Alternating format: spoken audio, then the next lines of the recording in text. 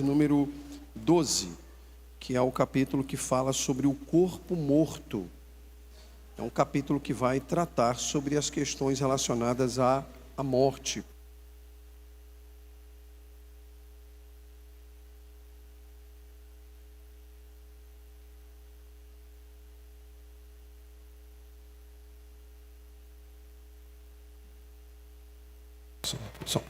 Então a gente vai tratar sobre a questão do corpo morto, é o tema que a gente vai considerar, e a gente obviamente vai tratar de um tema que as pessoas elas não têm muito prazer em tratar, no geral, né? As pessoas no geral não têm muito prazer em tratar. Eu não digo que a gente deva ter prazer em tratar da morte, mas nós cristãos devemos pelo menos dar um tratamento distinto do mundo para a morte, né? A morte ela é uma experiência natural, por ser uma experiência da natureza humana, por conta da queda, por conta do pecado, e a morte ela apenas demonstra a nossa fraqueza diante do poder que o pecado tem sobre nós, mas que é um poder menor do que o poder que Cristo tem sobre nós. Então, tratar do tema da morte, tratar da questão do corpo e do corpo morto especificamente é algo importante. Então, eu gostaria que a gente orasse nesse momento, né? E a gente pedisse a Deus que nos abençoasse nesse estudo, né? O capítulo, para aqueles que têm um livro, é o capítulo de número 12.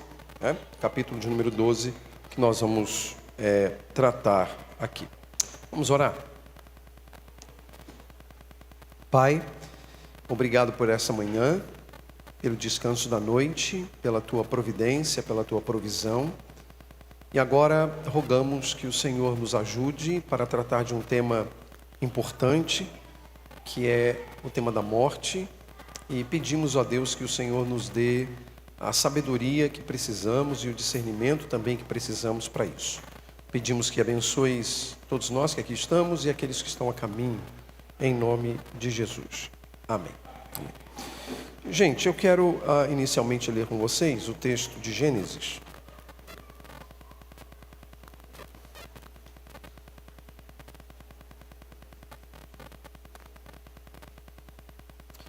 Gênesis capítulo 2. E eu vou ler duas passagens, uma no capítulo 2, outra no capítulo 3. Capítulo 2, verso 15 a 17. 2 de 15 a 17. O Senhor Deus colocou o homem no jardim do Éden para cuidar dele e cultivá-lo. E o Senhor Deus ordenou ao homem: coma livremente de qualquer árvore do jardim, mas não coma da árvore do conhecimento do bem e do mal, porque no dia em que dela comer, certamente você morrerá. Agora vá ao capítulo 3, a partir do verso 2. Respondeu a mulher à serpente: podemos comer do fruto das árvores do jardim, mas Deus disse: não comam do fruto da árvore que está no meio do jardim, nem toquem nele, do contrário vocês morrerão. Disse a serpente à mulher: certamente não morrerão.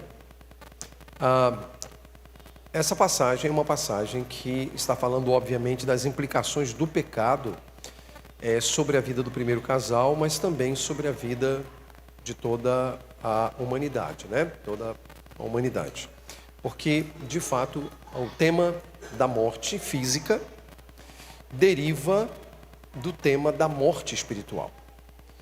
Quando Deus diz para Adão não comer, porque no caso de comer ele certamente morreria, é óbvio que a morte aqui ela não está restrita à questão física. E por que a gente pode dizer que ela não está restrita à questão física? Porque quando Deus diz a Adão para não comer, o que Deus diz é: no dia em que dela comeres, certamente morrerás. E a gente sabe que Adão não morreu no dia em que ele comeu. Portanto, aqui, ao falar, ele não estava a priori falando da morte física, porque senão nós teríamos um problema de algo que Deus disse que aconteceria, mas que não aconteceu. Porque Adão não morreu no dia em que comeu. O texto bíblico diz que ele vai morrer muitos anos, centenas de anos depois, mas não no dia em que ele comeu. Obviamente que quando o texto fala aqui da morte, ele está falando da morte espiritual.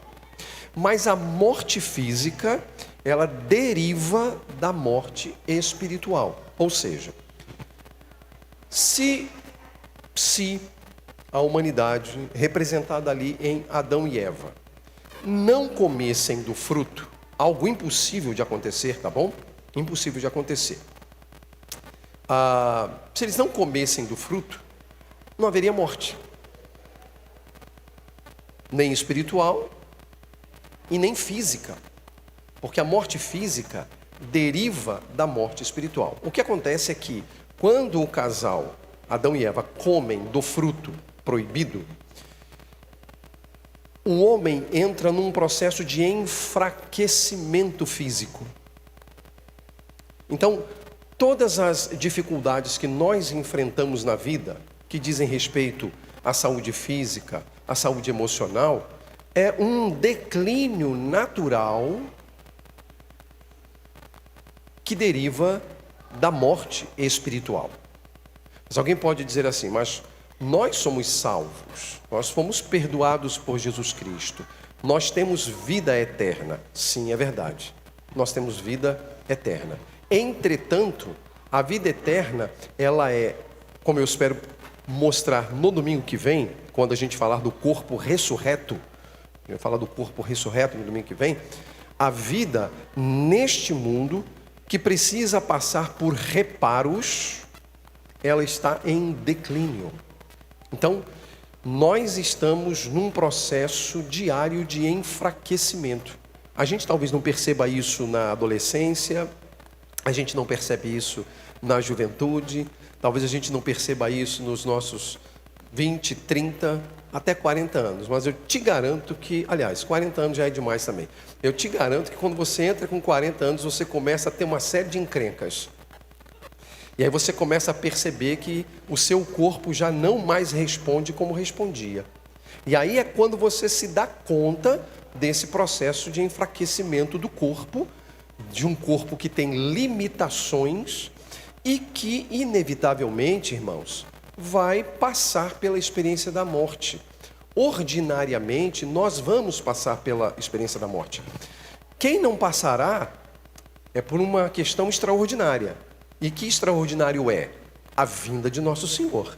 Aqueles que estiverem vivos na ocasião da vinda de nosso Senhor não passarão pela experiência da morte física. Muitos estarão mortos espiritualmente quando Cristo voltar, não é? Mas não passarão pela experiência da morte física. Mas isso é o extraordinário. Porque o ordinário é todos nós vamos passar pela experiência da morte, que é quando o corpo colapsa. Quando o corpo colapsa. E isso é um processo natural porque pertence à natureza. Qual é a única garantia que temos nessa vida quanto à vida aqui neste mundo? Não é se vamos ser ricos ou pobres, se vamos casar ou não vamos casar, se vamos estudar ou não vamos estudar, se vamos viajar ou se não vamos viajar. A única certeza que a gente tem é que um dia a gente vai morrer. É a única garantia que a gente tem. Então nós, crentes em Cristo, precisamos ter uma perspectiva bíblica sobre a morte. A gente precisa de fato considerar a morte. E de certa maneira, a gente não deve tratar a morte como o mundo trata. A gente não pode tratar a morte como o mundo trata. Isso não significa que a gente não vá enfrentar o tempo do luto, né? O tempo da dor, o tempo do sofrimento e tudo mais. Isso tudo vai ocorrer conosco, isso tudo vai acontecer conosco. Isso vai tomar a nossa vida, vai tomar o nosso coração. Enfim, Nós vamos passar por essa experiência da dor da perda, da dor da separação. Isso é inevitável, é inevitável. E nós precisamos aprender a lidar com isso. Nós, cristãos, precisamos aprender a lidar com isso. E por que nós precisamos aprender a lidar com isso? E mais, e por que nós devemos nos preparar para isto? Porque nós estamos diante de algo que é inevitável. Inevitável. Ok? A primeira pergunta que a gente precisa responder é: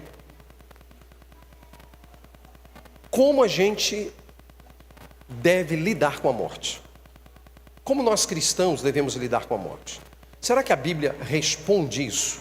Certamente. Por isso que eu quero que você abra sua Bíblia em 1 Tessalonicenses. Veja o que a Bíblia diz sobre a maneira que devemos lidar com a morte. 1 aos Tessalonicenses, capítulo 4. Capítulo 4, do verso 13 ao verso 18.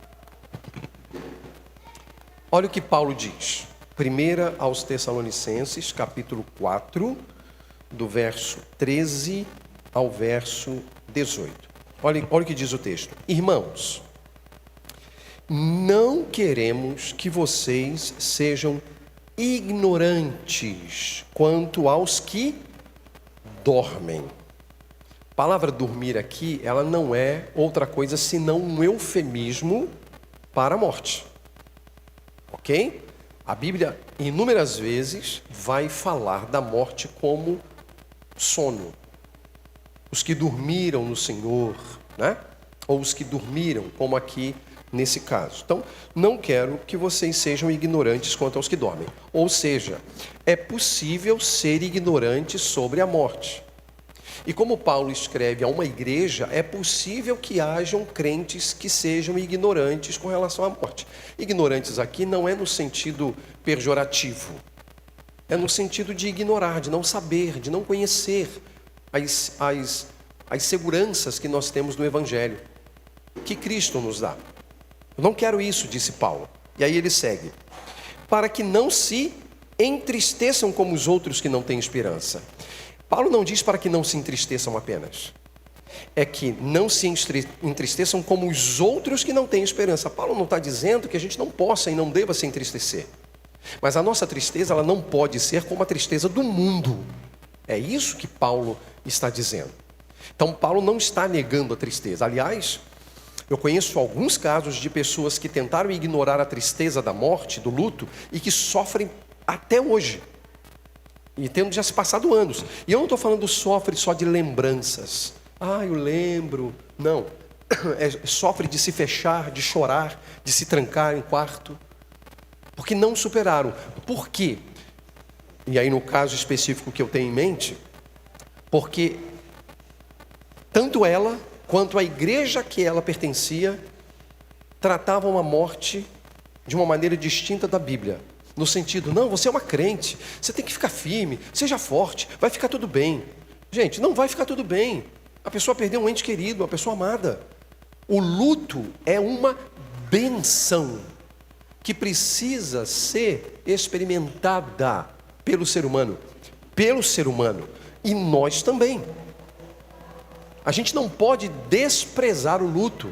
A Bíblia não despreza o luto. Se você conhece um pouco dos ensinamentos de Deus no Antigo Testamento, ele fala sobre o luto e como o povo deveria lidar com o luto, o número de dias, de meses com os quais eles tinham que viver o luto. O luto é um processo curativo e é também um processo pedagógico. Então Paulo não está dizendo que a gente não pode se entristecer. Não, você é crente? Que é isso? Seja firme, levanta a sua cabeça.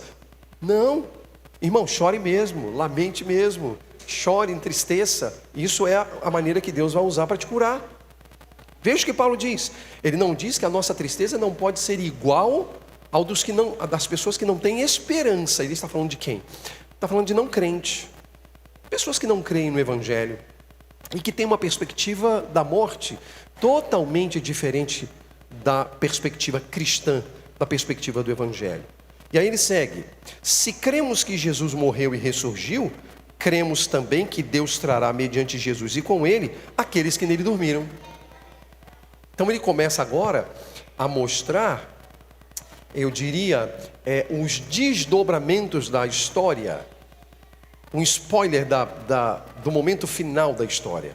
O que ele está dizendo? Olha, os que dormiram virão com Cristo quando ele voltar. E aí, onde é que está o fundamento disso? Não só na morte, mas na ressurreição de Cristo. Porque o texto diz: Jesus morreu e ressurgiu. Cremos também que Deus trará mediante Jesus e com ele, ou seja, na companhia dele, essa é a ideia do texto, aqueles que nele dormiram. Aqueles que nele dormiram. Entende a diferença? Dormiram nele, dormiram em Cristo. Nós estamos falando de pessoas, portanto, salvas e que já morreram. Então, por exemplo, se a gente pega aqui, nós estamos vivendo o luto, né? Do nosso irmão Adão, que faleceu no último domingo. O que a Bíblia está dizendo aqui? Que quando Cristo voltar, Adão vem com ele ao encontro daqueles que estiverem aqui vivos. Vem com ele. É isso que o texto está dizendo. Mas veja também um detalhe que a gente não pode ignorar, é que a nossa tristeza não pode ser igual ou semelhante à tristeza daqueles que não têm esperança. O que Paulo está subentendendo? Que nós temos esperança. E porque temos esperança, a gente encontra consolo, refúgio, de uma maneira completamente distinta daquela que o mundo é capaz de dar ou é capaz de ter. Dizemos a vocês, verso 15, pela palavra do Senhor, que nós, o que estivermos vivos. Por que Paulo diz nós, os que estivermos vivos? Porque Paulo achava que Jesus ia voltar na geração dele. Ele tinha a expectativa de que Jesus retornasse na geração dele. E isso é muito legal. Porque se Paulo, né, que viveu ali tão pertinho da vida e obra do ministério de Nosso Senhor, aguardava a volta de Jesus, como é que a gente tinha que viver hoje, né? A gente tinha que viver de uma maneira talvez muito diferente da maneira como nós vivemos. E vivendo realmente a expectativa da vinda de Jesus Cristo. Porque a gente tem esperança. É isso que o texto está dizendo. Então ele diz: dizemos a vocês pela palavra do Senhor que nós, os que estivermos vivos, os que ficarmos até a vinda do Senhor, ou seja, ele reforça, certamente não precederemos os que dormem. Ou seja, os que dormem terão prioridade em relação aos vivos. Porque quando ele diz não precederemos os que dormem, ele está falando da prioridade que os que morreram terão em relação aos que estão vivos. De vir com o Senhor, de acompanhar o Senhor. Pois dada a ordem com o som do arcanjo, o ressoar da trombeta de Deus, o próprio Senhor descerá dos céus e os mortos em Cristo ressuscitarão primeiro. Porque veja, aqueles que vêm com Cristo, ele não está vindo com... As pessoas que morreram não estão vindo com ele. Estão vindo com ele, porque estão nele. Mas elas já ressuscitaram? Não. Cristo vem e na sua vinda ocorre a ressurreição. Ou seja, todos aqueles que morreram serão, vamos dizer assim, receberão a encarnação, terão agora um novo corpo. Um novo corpo, vão receber um corpo. Um corpo. Ressuscitarão primeiro. Depois nós, os que estivermos vivos, ele está aqui colocando, prioridade é de quem morreu. Eles vão ressuscitar primeiro. Né?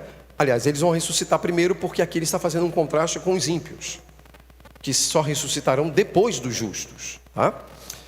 Depois nós, os que estivermos vivos, seremos arrebatados com eles nas nuvens. Então, a cena é a seguinte: os mortos vêm com Cristo, vêm nele, acontece a ressurreição e os que estão vivos vão ao encontro dele. Vão ao encontro dele. Né?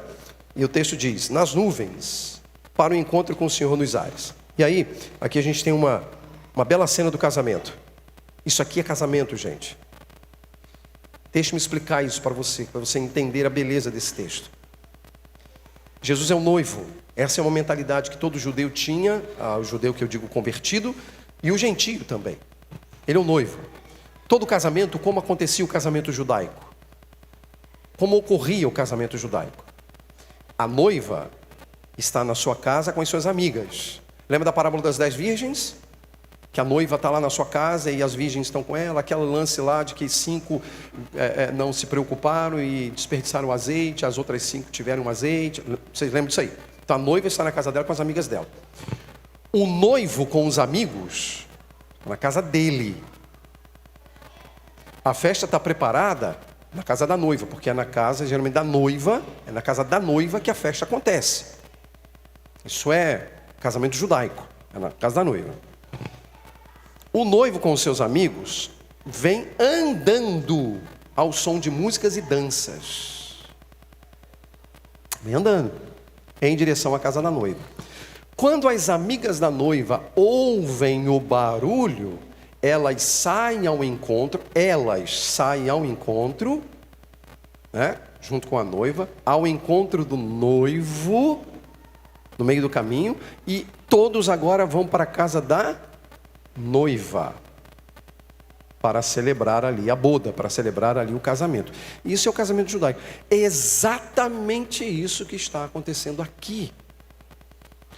O noivo vem com os seus amigos, os mortos estão em Cristo, os anjos acompanhando, a noiva está aqui e ela vai ao encontro do Senhor nos ares. E acontece ali o encontro para a realização das bodas do Cordeiro, que é a linguagem que o Apocalipse vai utilizar. É isso que Paulo está falando. Isso é o que Paulo está falando. Depois nós, os que estivermos vivos, seremos arrebatados com eles nas nuvens para o encontro com o Senhor nos ares. E assim estaremos com o Senhor para sempre. E aí como é que ele termina o capítulo? Consolem-se uns aos outros com essas palavras. Paulo está aqui apresentando, irmãos, o que ele chama de esperança. Essa é a nossa esperança. De que a morte não contém, no sentido de contenção, tá? Não contém a vida. A morte, ela não consegue conter a vida. Conter no sentido de, volto a dizer, contenção. Ela não tem esse poder. Porque Cristo derrotou a morte. Por isso que Paulo vai dizer assim: onde está, ó morte, a tua vitória? Onde está, ó morte, o teu aguilhão? Onde está? Porque Cristo venceu. E a morte sabe, e aí é só uma linguagem figurada, né? A morte sabe que os seus dias estão contados. Porque eu gosto de ilustrar a morte como sendo um inimigo golpeado, mas não morto imediatamente. Sabe, numa guerra, quando numa guerra o inimigo é golpeado, ele começa a sangrar, ele vai perdendo as forças, mas ele não morre ali, ele ainda consegue se levantar, ele consegue buscar um refúgio, consegue buscar um abrigo, mas o sangue está se esvaindo, ele está perdendo a força, até que ele recebe um golpe fatal, um golpe final. Cristo já desferiu um golpe sobre a morte em que ela está sangrando. À medida que o tempo está passando, a morte está enfraquecendo. E na sua vinda, Cristo dará o golpe fatal, matando a morte. Por isso que não haverá mais morte, que é o que Apocalipse vai dizer. Então hoje a morte está enfraquecendo.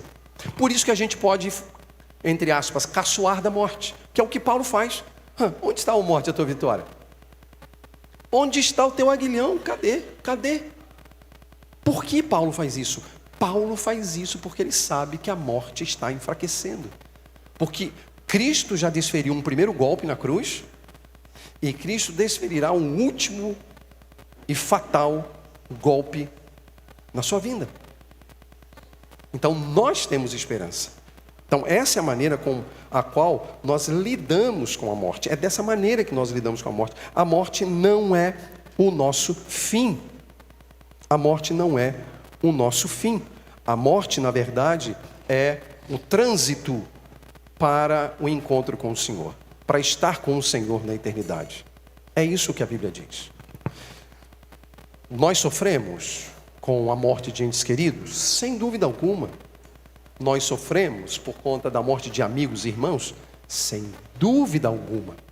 Vamos buscar todas as maneiras para viver, para viver bem nesta vida, com saúde, com dignidade. Sim, a gente vai fazer isso, a gente deve fazer isso. Mas a gente sabe também, irmãos, a gente sabe também que é para lá que a gente está indo.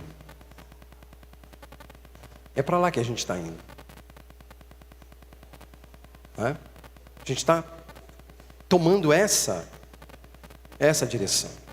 Isso é consolador. Isso é consolador. Porque a gente sabe que há esperança para a gente.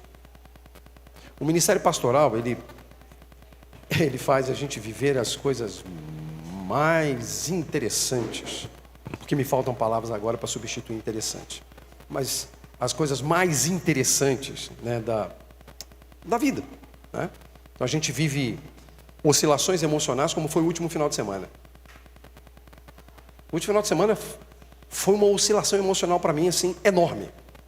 Porque a gente eu recebo a notícia da internação do Adão, da gravidade do Adão, né? Aí a gente vem para o culto do Theo para dar graças pela saúde dele. Eu saio do culto do Theo, vou para o hospital ver o Adão praticamente morto. Quando eu bati o olho, eu disse, dificilmente. Deus pode fazer milagres? Pode, mas dificilmente. Aí venho no domingo para dar a notícia da gravidez da Larissa, alegria. Mas aí, enquanto eu estou aqui com vocês na Assembleia, a gente recebe a notícia da morte do Adão. E assim é a vida, né? Altos e baixos, oscilações. Então, você tem que lidar com a alegria e a tristeza, com a vida e com a morte ao mesmo tempo, né? Então, tudo isso assim, num prazo de 24 horas. E isso é interessante no ministério. Mas sabe o que é também interessante no ministério? É que tendo visitado, a gente também foi visitar o Adão, depois que a gente saiu do culto, eu fui ao hospital, vi o Adão, e depois saímos do Adão, nós fomos para a casa da Vera, para estar com a família, né? O pastor William também estava, a Lene. Parecia que o Adão estava bem. No sentido de que a família estava consolada. A família estava rindo. Não era o riso desrespeitoso. Era o riso das circunstâncias, era o riso das lembranças. Era o riso. Por que eles estavam bem? Você fica pensando, gente, o marido, o pai, o avô, está lá. Ele dificilmente... Nós ouvimos de um dos filhos, pastor, meu pai não está mais lá. O pai está em coma. E não está mais lá, não está mais lá. Mas a notícia da morte só chegou domingo de manhã, era 6 e pouco da manhã que ele faleceu. Como isso é possível?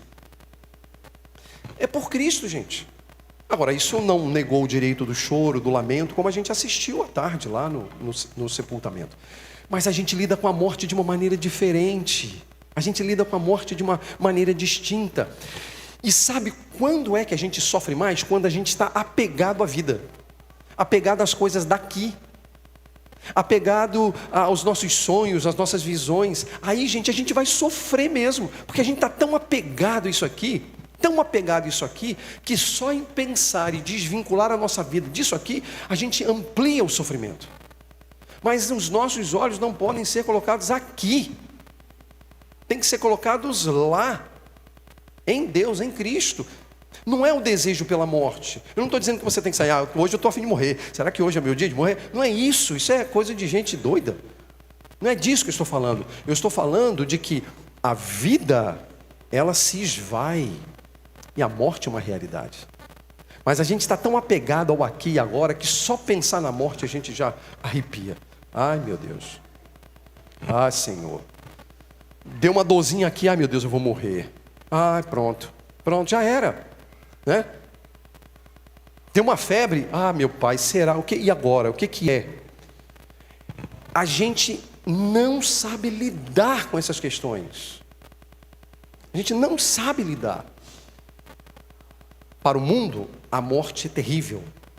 Para o crente, é lugar de consolo. É lugar de consolo. E lugar de encontrar paz. Porque a gente está com nosso Senhor. A gente está com nosso Senhor. Então a morte é, de fato, uma bênção. Para o crente. para o crente, é uma bênção. E não é exagero dizer que morte é bênção. Para o crente é uma bênção. Para o ímpio não é não. Mas para o crente é. Mas a gente se apega muito às coisas dessa vida. E porque a gente se apega muito às coisas dessa vida, a gente sofre mais do que deveria. Então a gente precisa tirar os nossos olhos de nós. Quando a gente aprender a tirar os nossos olhos de nós, a vida vai ficar muito mais leve. Muito mais leve. E os nossos olhos forem postos em Deus. À medida que a gente coloca os olhos em nós mesmos, a gente aumenta o sofrimento porque a gente quer que o mundo gire em torno de nós. E a gente não aceita e começa a achar que o mundo está conspirando contra nós, não é assim? Ah, o mundo está conspirando contra mim. Quem é você? Pensar que o mundo vai conspirar contra você? Por que você? No mundo de 7 bilhões de pessoas, o mundo vai conspirar contra mim. Quem é você? Para dizer, para fechar a piada, quem é você na fila do pão? O mundo conspirar contra você? Para com isso. Para com isso. O mundo conspirou contra Cristo. Ah, conspirou. Mas contra você? Ah, claro que não. É a vida. E nós temos que aprender a lidar com isso. E uma das grandes bênçãos, que passou a ser uma das grandes bênçãos do meu ministério, tem a ver com isso. Eu comecei a falar um pouquinho dessas tensões. É de poder sentar com um irmão que, eventualmente, você sabe que ele não vai passar. Ele não vai sobreviver. E você dizer assim: meu irmão, você está pronto? Se o Senhor te chamar agora, você está pronto? E sabe o que é mais consolador?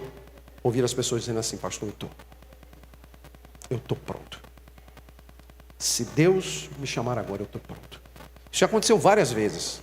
Vai ter crente que vai dizer assim: meu Deus me livre, vai fazer o sinal da cruz, bater na... Dizer, pastor, não faz um negócio desse, que é isso? O pastor está desejando que morra. Não estou desejando que morra. A doença é o meio pelo qual nós morremos.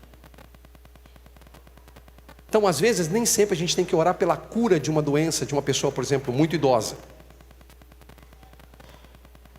Teve uma situação uma vez, de um casal bem idoso, e eu estou falando assim, já beirando quase 90 anos, que a esposa estava em uma situação bem complicada, e o marido veio e falou assim: pastor, ora pela minha esposa, porque ela está doente, e ela não está melhorando, e aí você via que a doença é a doença de uma pessoa que está aqui com quase 90 anos, e que naturalmente está caminhando para a morte, mas que a gente não vê isso acontecer, a gente não consegue perceber.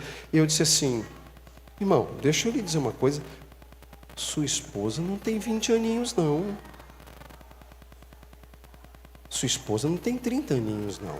O irmão precisa pensar na possibilidade de que Deus chamará a sua esposa por meio dessa enfermidade. Porque o meu problema não é a sua esposa partir, é o irmão ficar. Porque na perspectiva que o irmão está tendo, isso vai lhe trazer um enorme sofrimento. Então é preciso ter esperança em Cristo. Esperança. Então, às vezes, não é uma questão de orar pela cura. É dizer: Senhor, cuida da alma. Porque talvez seja o caminho que Deus vai utilizar para chamar para si alguém. Então a gente não pode orar pela cura? Claro que pode, gente. E não só pode, como deve. E a gente vê que Deus cura. Mas a gente vai lembrar que a doença na maioria das vezes, quando não é uma catástrofe, a doença é o meio pelo qual Deus chama para si as pessoas. Porque o corpo está enfraquecendo. E aí alguns vão viver muitos anos, alguns vão viver poucos anos. Nós que ficamos precisamos aprender a lidar, portanto, com a morte. A morte não pode ser para nós algo estranho. Não vamos fazer festa, não vamos debochar, mas vamos encontrar paz naquele Deus que assegura para nós que a morte de Cristo já deu o primeiro golpe nela. Ela está enfraquecendo, mas Ele dará o golpe final na sua vida. Então nós temos um corpo, meu corpo, o seu corpo está definhando. O seu corpo está se esgotando. Se esgotando. Ok? Alguns vão viver muitos anos. Glória a Deus por isso. Outros não vão viver muitos anos. Porque os planos de Deus e os nossos dias estão onde? O que diz a Bíblia?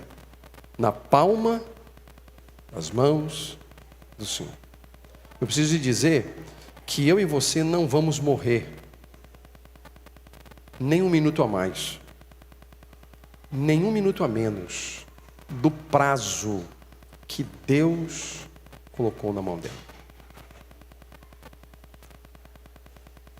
Se a gente tivesse lembrado isso durante o Covid, a gente sofreria menos.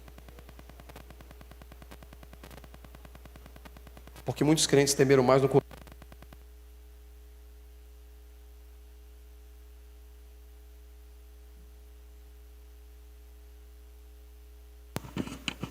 Como eu dizia, muitos crentes temeram mais a Covid do que do Senhor. E não é verdade? Todo mundo aqui passou pela Covid. Todo mundo não. Theo não passou não. Né? Mas você viu como é que a igreja ficou? A igreja, de um modo geral? O pavor. O pavor. Ai, meu Deus. Ai, meu Deus. Isso aconteceu com todo mundo, gente. Aconteceu comigo. Ficava igual um doido. Nunca consumi tanto álcool pelos poros das mãos como na época da Covid. Não é verdade? Aquela máscara desgraçada só me fazia mal. Fazia mal. Tenho problemas até hoje, eu acho, por conta daquela maldita máscara. E que não valia de nada, né? Ficou provado depois que aquela máscara não valia de nada. Não é de nada. Não valia de nada. Mas era a nossa segurança. Era a nossa segurança. Graças a Deus a gente passou. A gente aprendeu talvez a lição. Eu espero que a gente tenha aprendido a lição, né? Que a gente não morre um minuto a mais nem a menos. E não tem Covid para mudar o calendário de Deus. Não tem doença que mude o calendário do Senhor. A doença vai ser o meio, muitas vezes, pelo qual Deus vai cumprir o seu calendário. Mas um minuto a mais, um minuto a menos, não. Nem um minuto a mais, nem um minuto a menos. Então a gente precisa tirar os olhos de nós mesmos e colocar os nossos olhos em Deus. Nós sofremos porque nós achamos que tudo está contra nós. A doença, o dinheiro, as circunstâncias. Para com isso, você não é nada e nem ninguém, como eu também não sou nada e nem ninguém. Embora Deus sirva-se de nós para a sua glória. E Ele faz isso para a sua glória.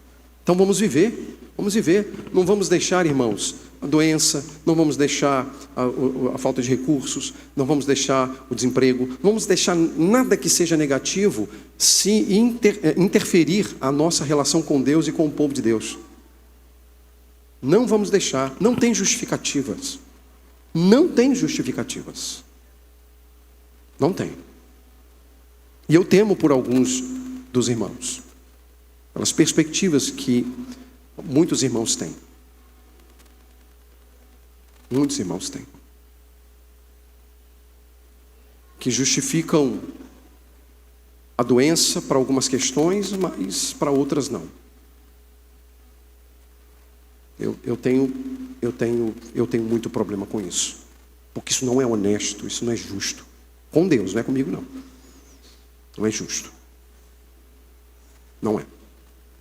Então, irmãos, a morte é algo que diz respeito à nossa vida. Vamos lidar com ela como precisa ser lidada. Ela vai bater a nossa porta e a gente vai ao encontro do Senhor. Os que ficarem vão precisar lidar com o consolo que vem do alto, que Deus concede. E Ele faz realmente para a sua glória. Ok? Bom, 9h40, a gente tem praticamente 10 minutos. E aí eu vou abrir para eventuais perguntas que os irmãos queiram fazer, seja de alguma coisa dita, dúvida que tenha surgido, alguma coisa a acrescentar em relação ao que foi dito, ou alguma coisa no entorno daquilo que também foi dito. Tá bom? Se tiver, é só levantar a mão, a gente vai fazer chegar o microfone, você vai fazer a pergunta e na medida do possível eu vou responder. Alguma pergunta, irmãos? Uma dúvida? Não? Sim, aqui, Luciano.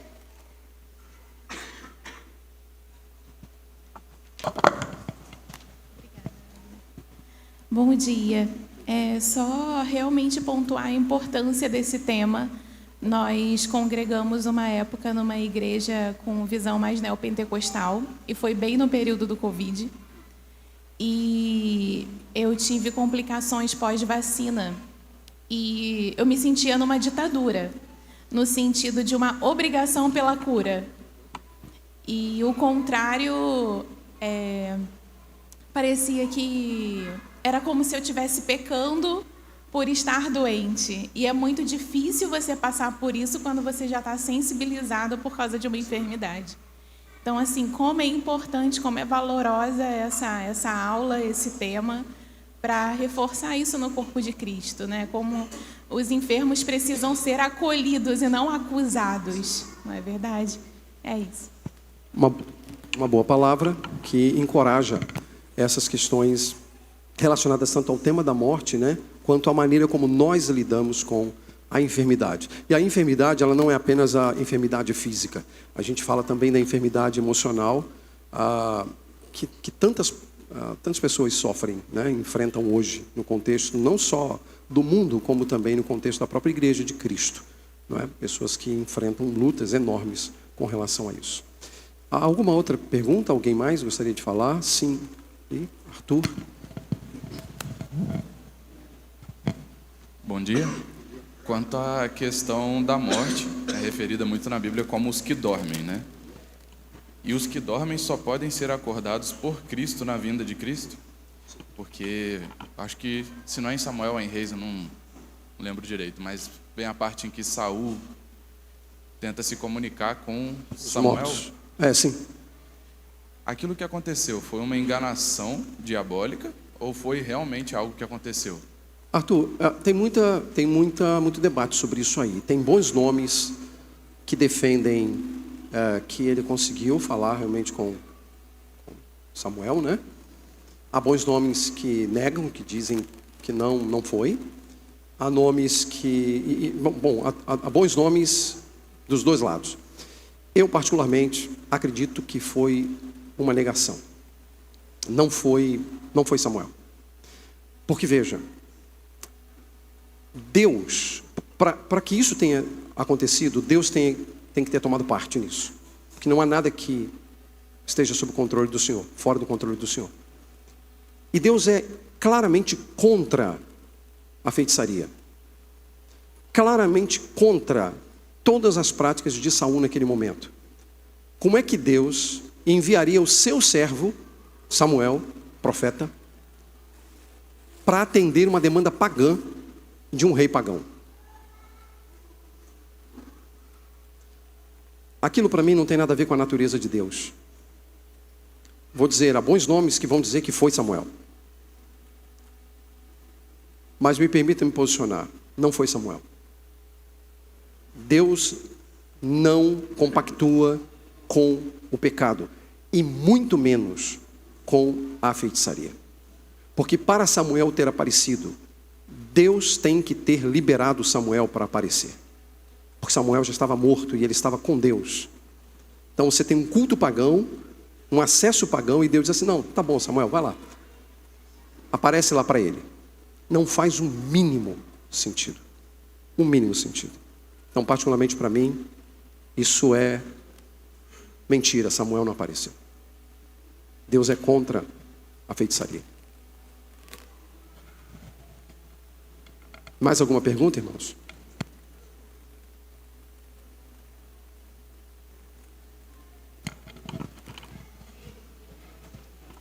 Então, Paulo fala que a morte é lucro.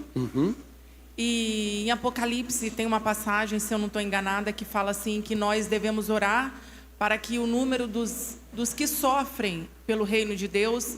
Sim. Né? Então, assim, a gente deve orar para que esse número se cumpra, que as pessoas... Aí a minha dúvida é, a gente ora pela morte, pedindo a morte? O número ali é o número dos perseguidos. É como se na lista Vamos trabalhar a teologia reformada. Teologia reformada, Deus vai salvar os eleitos, né? É um número que Deus desejou salvar e Ele vai salvar, porque Ele é misericordioso, gracioso e Ele vai salvar. Nesse grupo, há aqueles que morrerão por causa da fé. Por exemplo, o nosso irmão Adão, ele não morreu por causa da fé. Ele não foi perseguido ao ponto de ser aprisionado, chicoteado, enforcado, fuzilado por causa da fé. Ele morreu por uma questão da doença. Então, a grande maioria dos cristãos morrerá por conta dessas circunstâncias, mas não por causa da perseguição. O que o Apocalipse está falando são dos mortos por causa da perseguição. Quando chegar um número que Deus também estabeleceu, daqueles que serão mortos pela perseguição, por conta da perseguição, aí vai ter o desfecho que o Apocalipse fala. Então ali não é que devamos orar pela morte, mas que devemos orar por aqueles que estão sendo perseguidos, para que diante da morte eles não sucumbam, eles não retroajam, eles não abandonem, mas eles de fato defendam a fé em Cristo e, se for o caso, morram por Cristo. Então a ideia ali do Apocalipse é essa. Então o texto de Paulo, o viver é Cristo e morrer é lucro, né? É lucro, porque para o crente morrer é lucro mesmo. Você pensa, eu morrer, eu não vou ter mais as lutas, dificuldades, problemas nessa vida? É lucro. Isso de fato é um lucro, é um prêmio. A ideia ali é de um prêmio. A morte é um prêmio para o crente. É um prêmio, né? Para o mundo não é prêmio. Para o mundo não é prêmio. Para aqueles que não estão em Cristo, de fato não é prêmio. Ok? Mais alguma pergunta? Acho que dá tempo para mais uma, se for o caso. Sim, Felipe. Só esse tema que é Arthur? Arthur. Que o Arthur colocou, é um tema bem polêmico, né? Bem complexo também, que é um texto realmente ali de Samuel, que ele é confuso e dá margem, né, para essa dupla interpretação, né? Porque no Antigo Testamento, você lendo, eu não me recordo de ler alguma passagem que ensine que não é possível, e sim que Deus não permite. Deus não permite o contato com mortos. Mas eu não lembro de uma passagem que diga que não é possível. Não estou defendendo, tá, gente? Só estou colocando aqui o raciocínio, tá? Então, assim, eu não lembro de algum texto que diga que não é possível, e sim que não é permitido.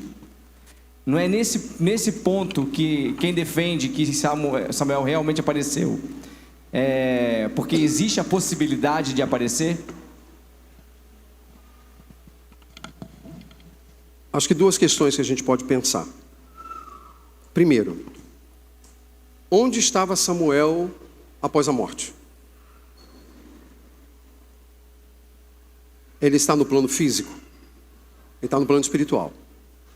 Ele está no plano espiritual do bem ou no plano espiritual do mal?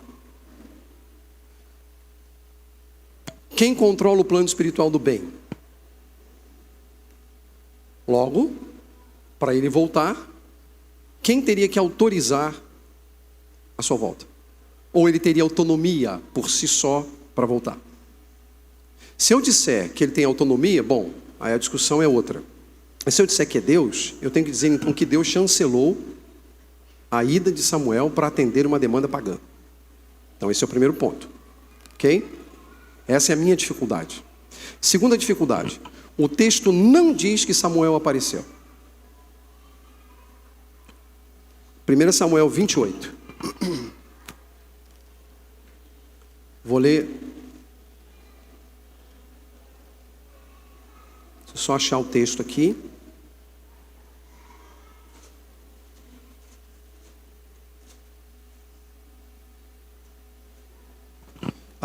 Pega aí 28 a partir do verso 11.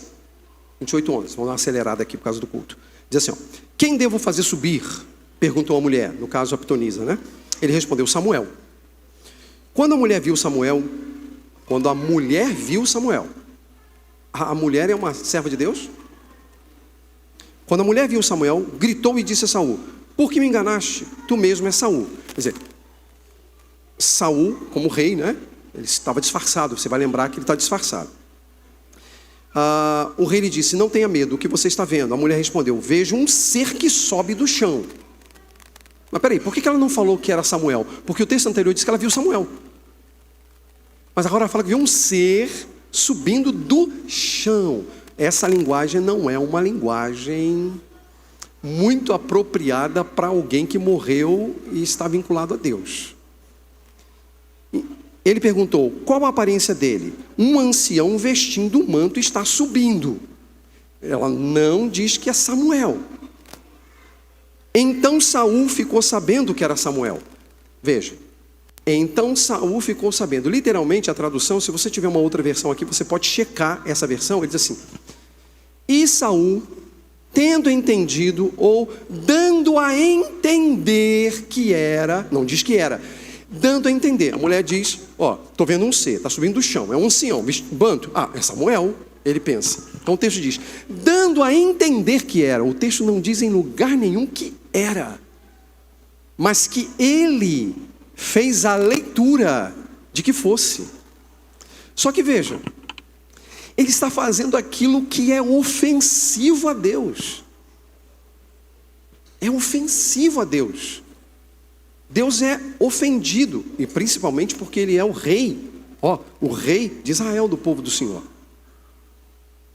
Então assim, é só para justificar o porquê do meu ponto. Ele vai punir, exatamente, porque ela vê um ser. E é interessante que o texto realmente diz assim, olha, aqui, ó. Quando a mulher viu que era Samuel, uma tradução aqui seria, o verbo ver aqui, ele é bem interessante porque é o processo da percepção no contexto da tensão. Assim, e quando a gente está num ambiente de tensão, a gente vê coisas. E é esse o verbo que é usado aqui. O texto, portanto, a NVI, ela comete, a meu ver, ela tem um problema na questão da tradução. Ela é muito boa em muitos aspectos, mas toda versão tem problemas. Nesse texto, ela tem essa versão, nessa versão dizendo, então Saul ficou sabendo que era Samuel.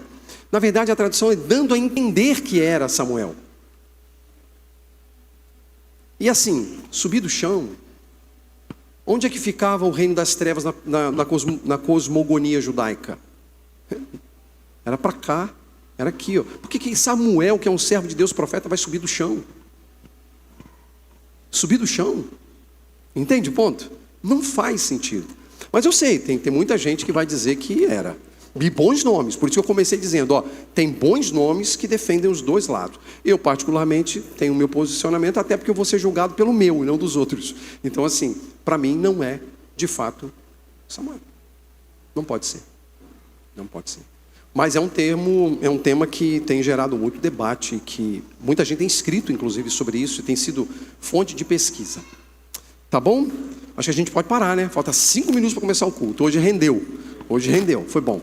Graças a Deus.